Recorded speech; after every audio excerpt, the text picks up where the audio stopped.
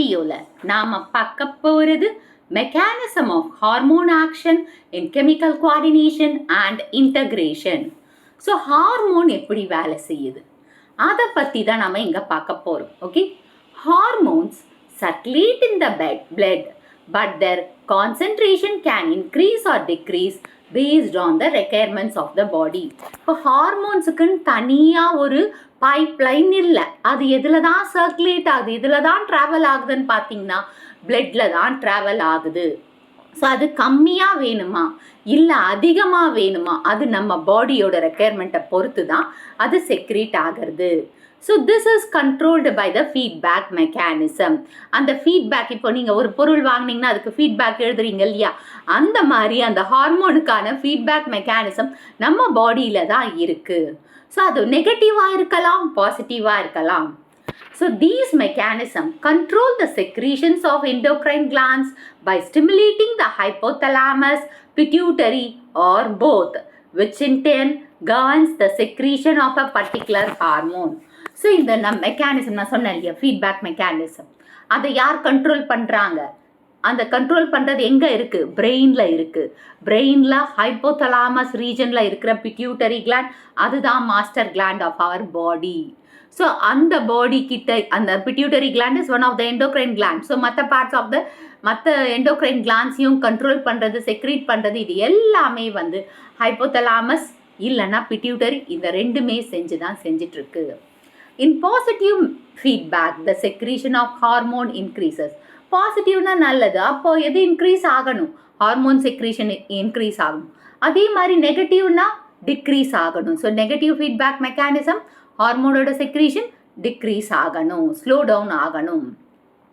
Feedback mechanism are the key factors for maintenance of homeostasis in our body. ஹோமியோஸ்டாட்டிஸ்ன்னா என்னன்னு தெரியுமா? இந்த என்விரான்மெண்ட்டுக்கு ஏற்ற மாதிரி நம்ம பாடியை மெயின்டைன் பண்ணும். ஸோ அப்படி மெயின்டைன் பண்ணுறதுக்கு எது தேவை? ஹார்மோன்ஸ், இது எல்லாமே வேணும். அந்த ஃபீட்பேக் மெக்கானிசம், இப்போ வெளியில் அதிக ஹாட்டாக இருந்ததுன்னா நம்ம பாடியில் என்ன, ஸ்வெட் அதிகமாகும், யூரின் வந்து கொஞ்சம் கம்மியாக தான் போயிங்க. அதுவே இப்போ வின்டர் சீசன் ஸ்டார்ட் ஆகும், that is rainy season start ஆக போகுதுன்னு பார்த்தீங்கன்னா அப்போ யூரின் அதிகமாக போகும், ஸ்வெட்டு கம்மியாக இருக்கும். ஸோ இந்த மாதிரி, இது ஒரு எக்ஸாம்பிள் தான்.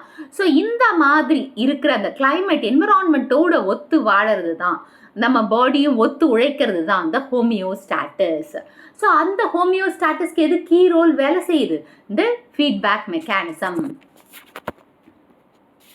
நெக்ஸ்ட், ஹார்மோன்ஸை கெமிக்கல் ஸ்ட்ரக்சரை வச்சு 3 மேஜர் குரூப்ஸாக பிரிச்சிருக்காங்க. Peptide hormones, steroid hormones, amino acid derived hormones. First peptide hormones.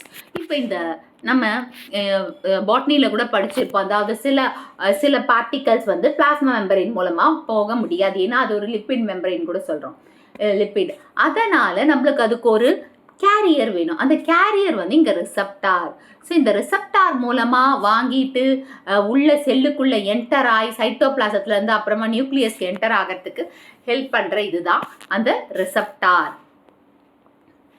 So peptide hormones cannot cross the phospholipid cell membrane and bind to the receptors on the exterior of the cell surface. இப்போ peptide hormone என்னன்னு சொன்ன, peptide ஹார்மோனை டைரக்டாக lipid செல் மெம்பரைன்னா இந்த செல் மெம்பரைனை cross பண்ண முடியாது. அதுக்கு அவங்களுக்கு என்ன தேவைப்படுது? ரிசப்டார் தேவைப்படுது. ரிசப்டார்னா ரிசீவ் பண்ணி அனுப்புறதுக்கான ஒரு மாலிக்யூல் தேவைப்படுதுன்னு வச்சுக்கோங்க. அது எங்கேருந்து எடுக்கிறாங்க அந்த ரிசப்டார்? செல்லோட வெளியிலேருந்து, செல்லோட வெளி சர்ஃபேஸ், அதாவது செல் மெம்பரைனுக்கான வெளி சர்ஃபேஸ்லேருந்து எடுக்கிறாங்க. And they are transported to the Golgi which is the site of modification. இப்போது இது செல்லோட அவுட்டர் சர்ஃபேஸ்லேருந்து எடுத்துக்கிறாங்க. இதுக்கப்புறம் எங்கே டிரான்ஸ்போர்ட் ஆகுதுன்னா கோல்கை அப்பாரட்டஸ்க்கு, சைட்டோபிளாசத்தில் இருக்கிற கோல்கை அப்பாரட்டஸ்க்கு டிரான்ஸ்போர்ட் பண்ணுறாங்க. ஏன் டிரான்ஸ்போர்ட் பண்ணுறாங்க? ஏன்னா கோல்கை அப்பாரட்டஸில் தான் சைட், அதுக்கு அந்த வேலை செய்கிறதுக்கான சைட் இருக்குது. மாடிஃபிகேஷன் பண்ணுறது, மாற்றி அமைக்கக்கூடிய சைட் வந்து கோல்கை அப்பாரட்டஸில் தான் இருக்குது. அதனால் கோல்கை அப்பாரட்டஸ் தான் ஃபஸ்ட்டு மெசஞ்சர் ஆஃப் த இந்த செல்லோட ஃபஸ்ட்டு மெசஞ்சராக யார் ஆக்ட் பண்ணுறாங்கன்னா கோல்கை. ஏன்னா அதுதான் ஃபஸ்ட்டு ரிசீவ் பண்ணுது. இப்போ நாம் கூட செல்ஃபோனில் நம்ம வந்து கால் பண்ணுறோம், மொபைலில் ஒருத்தர் கால் பண்ணுறோம். அதை ஃபஸ்ட்டு யார் ரிசீவ் பண்ணுறா? டவர் ரிசீவ் பண்ணி. அதுக்கப்புறம் அந்த பக்கம் இருக்கிறவங்க பேசுவாங்க. பேசின பிறகு ஓகே, ஃபஸ்ட்டு நம்ம டவரில் நம்ம கிட்ட இருந்து கால் நம்ம டவருக்கு போய், நம்ம டவரில் இருந்து நம்ம கால் பண்ணுறவங்க டவருக்கு போய், அப்புறமா அவங்க மொபைலுக்கு வருது. ஸோ அந்த மாதிரி அப்போது நம்ம கிட்ட இருந்து வர அந்த டவர் தான் ஃபர்ஸ்ட் மெசஞ்சர். அப்போது செல்லு ஃபஸ்ட்டு யார், அந்த ஹார்மோன்ஸ் யாரை ரீச் பண்ணுது?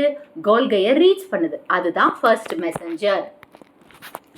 Next, hormones on binding to the receptors do not enter the target cell but generate the production of second messenger such as cyclic AMP or cAMP, which in turn regulates the cellular metabolism.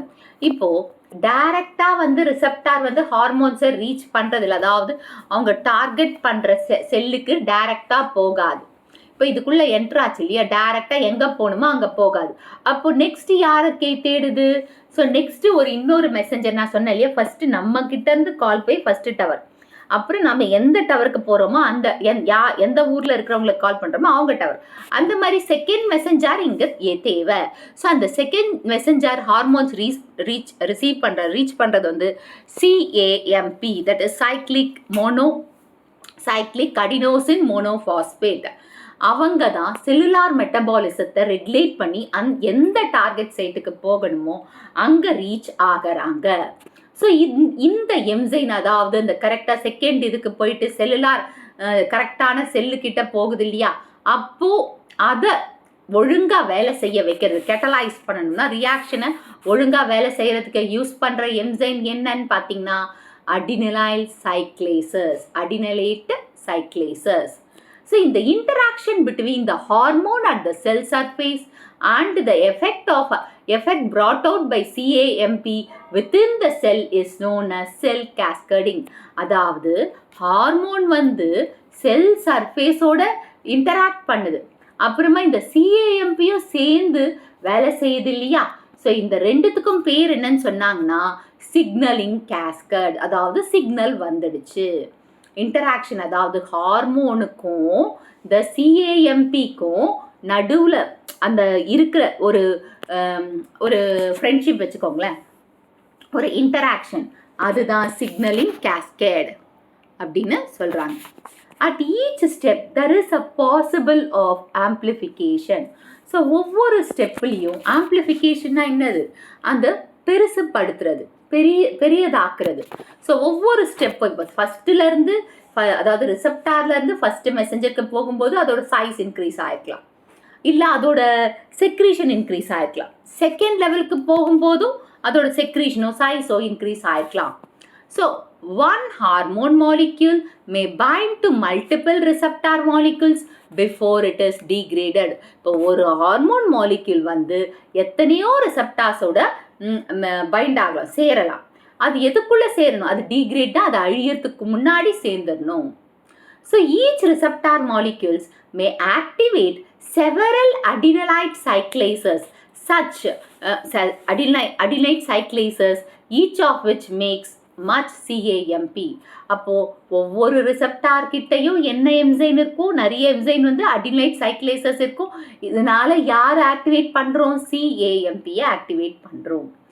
Thus there is more signal after each step. So ஒவ்வொரு ஸ்டெப்புக்கு அப்புறம் நிறைய signals கிடைக்கும். அதான் சொல்லி amplification. ஒவ்வொரு ஸ்டெப்புக்கு அப்புறம் ஒன்று செக்ரீஷன் இன்க்ரீஸ் ஆகலாம், இல்லை பைண்டிங் சைட் இன்க்ரீஸ் ஆகலாம், இல்லை CAMP அதிகமாகலாம், இல்லை என்சைம் அதிகமாகலாம். அதை தான் ஆம்ப்ளிஃபிகேஷன் சொன்னாங்க.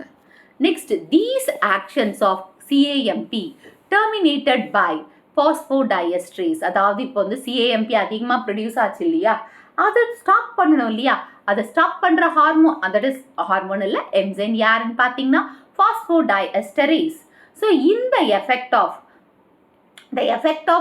peptide hormone like insulin, glycagon, somatotropin are usually short-lived because they work through second messenger system. So இந்த peptide hormones பார்த்தீங்கன்னா insulin, that is glucagon, somatotropin இது எல்லாமே short-lived தான். ஏன்னா இவங்க செகண்ட் மெசஞ்சரை வச்சு தான் வேலை செய்கிறாங்க. ஸோ அதனால் ஃபர்ஸ்ட் மெசஞ்சரை ரீச் பண்ணி செகண்ட் மெசஞ்சரை ரீச் பண்ணி வரத்துக்குள்ளே அந்த ஆக்ஷன்ஸ் ஆஃப் CAMPR ஸ்டாப் பண்ணிடுறாங்க, பாஸ்போடைஎஸ்டரேஸ் ஸ்டாப் பண்ணுறாங்களா. இப்போ ஸ்டீராய்டு ஹார்மோன்ஸ், இந்த ஸ்டீராய்டு ஹார்மோன்ஸ்க்கு ஃபர்ஸ்ட் மெசஞ்சர் செகண்ட் மெசஞ்சர்லாம் தேவையில்லை. ஏன்னா அவங்க ஈஸியாக they can travel through sell membrane மூலமாக போகலாம் ஈஸியாக. அப்புறமா இந்த ரிசப்டாஸ், அதாவது இன்ட்ரா செல்லுலார் இன்ட்ரா நியூக்ளியார் ரிசப்டாஸோட சேரலாம். அப்படி சேரும் போகுது பேரிங் ஏற்படும் இல்லையா. ஸோ அந்த பேரிங், அந்த சேர்ற காம்ப்ளெக்ஸ், இப்போ வந்து ஒரு 2 இது ப்ராடக்ட் வந்து சேருதுன்னா அப்போ இப்போ இது வந்து ஈஸியாக உள்ளே என்ட்ரு ஆகிடுச்சு, இங்கே வந்து இன்னொரு பார்ட்டிக்கலோட என்ட்ரு ஆகுது. அதுக்கு பேர் என்ன காம்ப்ளெக்ஸ்ன்னு பார்த்தீங்கன்னா ஹார்மோன் காம்ப்ளெக்ஸ் டைமரைஸ். அதாவது 2 சேமாக இருக்கிற ப்ராடக்ட்ஸ் ஒன்றா சேர்ந்தது with the help of bonds, hydrogen or covalent ஏதோ ஒரு பாண்ட் மூலமாக 2 சேமாக இருக்கிற மாலிக்யூல் சேர்ந்துச்சுன்னா அதுதான் டைமரைசேஷன் கூட சொல்லலாம் இந்த ஈக்குவேஷன். ஸோ இப்போ இந்த ஹார்மோனும் ரிசெப்டாரும் ஒன்றா சேர்ந்து ஃபார்ம் ஆகிற காம்ப்ளெக்ஸ் தான் என்னது ஹார்மோன் காம்ப்ளெக்ஸ். ஸோ இந்த டைமர் வந்து டிஎன்ஏவோட சேரலாம். எப்போ? After transcription. ஸோ டிரான்ஸ்கிரிப்ஷன் வந்து ப்ரோட்டீன் சிந்தசிஸில் ஃபஸ்ட்டு பார்ட்டு. ஸோ அந்த டிரான்ஸ்கிரிப்ஷன் முடிஞ்ச பிறகு டிஎன்ஏவோட ஒன்றா சேரலாம். எந்த dimer? Hormone complex dimer. Okay, next the effect of steroid hormones such as adultosterone, oestrogen, FH இது எல்லாமே ஸ்டீராய்டு ஹார்மோன். இது லாங் லீவ்டு. இப்போ பெப்டைட் ஹார்மோன்ஸ் எல்லாம் ஷார்ட் லீவ்டுன்னு சொன்னோம் இல்லையா, இது லாங் லீவ்டு. ஏன் லாங் லீவ்டுன்னு பார்த்தீங்கன்னா mRNA அண்ட் ப்ரோட்டீன் சிந்தசிஸ், அதாவது ஆல்டர் பண்ணுறதுக்காக ஹெல்ப் பண்ணுது. ஸோ mRNA வந்து ஒரு ப்ரோட்டீன் சிந்தசிஸில் த ஃபர்ஸ்ட் மெசஞ்சர் RNA. இதுதான் வந்து மெசேஜஸை டிஎன்ஏலேருந்து mRNAக்கு எடுத்துகிட்டு அதாவது மெசேஜஸ் ஃபார் கோடிங் ப்ரோட்டீன்ஸ்க்கு மாற்றுது. ஸோ அந்த ப்ரோட்டீன் இந்த செல்லுக்கு ரொம்ப ரொம்ப முக்கியம். இந்த steroid hormones aldosterone, estrogen, FH இது வந்து லாங் லீவ்டாக இருக்குது. Now amino acid derived hormones, இது டிரைவ்டு 1 or 2 அமினோ ஆசிட்ஸ்லேருந்து ஃபார்ம் ஆயிருக்கு. அவங்க சேஞ்சஸ், அதாவது அவங்களோட மாடிஃபிகேஷனால், அடிஷ்னல் மாடிஃபிகேஷனால் சேஞ்ச் ஆகுது. ஃபர்ஸ்ட் தான் தைராய்டு ஹார்மோன். இது செக்ரீட் பண்ணுற ஹார்மோன் வந்து tyrosine. So tyrosine is an amino acid. So அப்போ இது எங்கேருந்து டிரைவ்ட் ஆகிருக்கு? அமினோ ஆசிட்லேருந்து டிரைவ் ஆகிருக்கு. ஓகே, இதில் வந்து பார்த்திங்கன்னா இந்த தைரோசினில் வந்து பார்த்திங்கன்னா நிறைய அயோடின் ஆட்டம்ஸ் இருக்குது. நெக்ஸ்ட் எபினெஃப்ரின், இது அட்ரினல் கிளாண்ட்லேருந்து ப்ரொடியூஸ் ஆகிற ஹார்மோன், தட் இஸ் அட்ரினல் மெடியூலாலேருந்து. ஸோ இது வந்து அந்த மெசஞ்சர் சிஸ்டம் பெப்டைட் ஹார்மோனில் எப்படி செகண்ட் மெசஞ்சர் சிஸ்டம் அந்த அமினோ ஆசிடை வச்சு தான் இதுவும் வேலை செய்யுது. ஆனால் செகண்ட் மெசஞ்சர் சிஸ்டம் நம்ம பெப்டைட் ஹார்மோனில் பார்த்த மாதிரி அதன் மூலமாக வேலை செய்யுது. ஸோ இது செல்லுக்குள்ளே என்டர் ஆன பிறகு இது எப்படி வேலை செய்யுதுன்னு பார்த்தீங்கன்னா ஸ்டீராய்டு ஹார்மோன். ஸோ வெளியில் இருக்கும்போது பெப்டைடு, அதாவது செகண்ட் மெசஞ்சர் சிஸ்டத்தை வச்சு செல்லுக்குள்ளே என்ட்ரான உடனே ஸ்டீராய்டு ஹார்மோன்ஸாக வேலை செஞ்சிட்ருக்கு. இப்போ avoid the use of steroid components. ஏன்னா ஸ்டீராய்டு வந்து நம்ம அனபாலிக் ஸ்டீராய்ட்ஸ், அதாவது அப்யூஸ் நம்மளுக்கு தெரியாமல் இது பண்ணுறது நிறைய ஹெல்த் ப்ராப்ளம்ஸ் வருது. High BP, heart disease, liver damage, cancer, stroke, blood clots இதெல்லாமே வருது. அதர் ஸ்டீராய்ட்ஸே சைட் எஃபெக்ட்ஸ் பார்த்தீங்கன்னா nausea, vomiting sensation, ligaments, tendons, injuries, headache, joint pain, muscle cramps, diarrhoea, sleep problem இது எல்லாமே வந்து ஸ்டீராய்ட் ப்ராப்ளம்ஸ். அதாவது steroids tablets ஸ்டீராய்ட்ஸாக இருக்கு இல்லையா, அது நம்ம எடுத்துக்கூடாது, அது அவ்வளோ நல்லது கிடையாது நம்ம பாடிக்கு அப்படின்னு சொல்லியிருக்காங்க. இந்த வீடியோ உங்களுக்கு பிடிச்சிருக்கும், புரிஞ்சிருக்கும்னு நினைக்கிறேன். இந்த வீடியோ உங்களுக்கு பிடிச்சிருந்தா ஒரு like, share, subscribe to science easy tech channel. என்னோட பழைய வீடியோ லிங்க் டிஸ்கிரிப்ஷன் பாக்ஸில் கொடுத்துருக்கேன். நீங்கள் என்ன போய் பாருங்கள். ஏதாச்சும் டவுட்ஸ் இருந்தால் கமெண்ட் பாக்ஸில் போடுங்க.